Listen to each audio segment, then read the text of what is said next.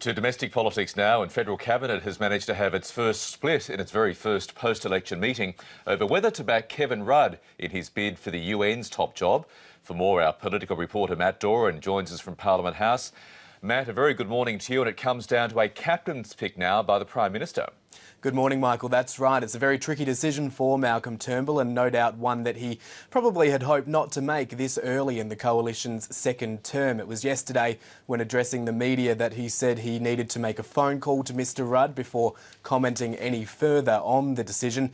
And with a smile or perhaps a grimace, he retreated back into the Prime Minister's office to continue considering his decision there.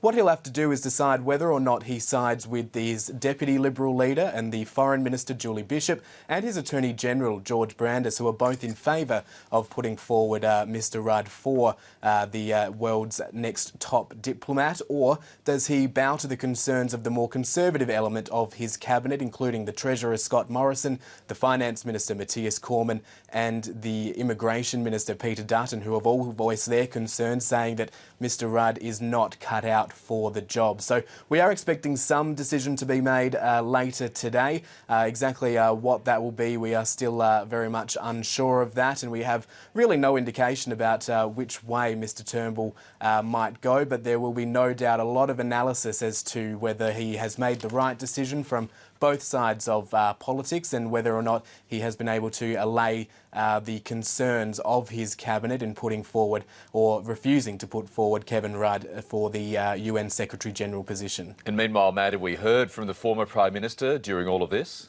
At this stage, all he has said is that he respects the government processes, respects cabinet processes, and you can understand he probably doesn't want to exert any undue influence on this process, considering how divisive it has been in the cabinet. There's also some discussion as to exactly where to from here if Kevin Rudd is put forward as Australia's candidate.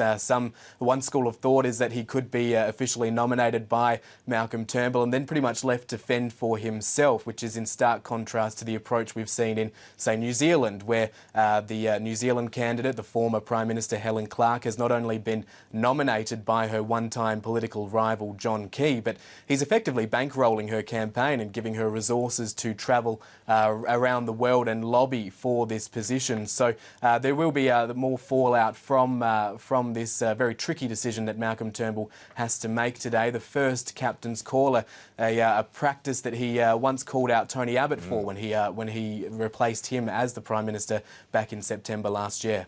We'll see what Mr Turnbull decides. Matt, thank you.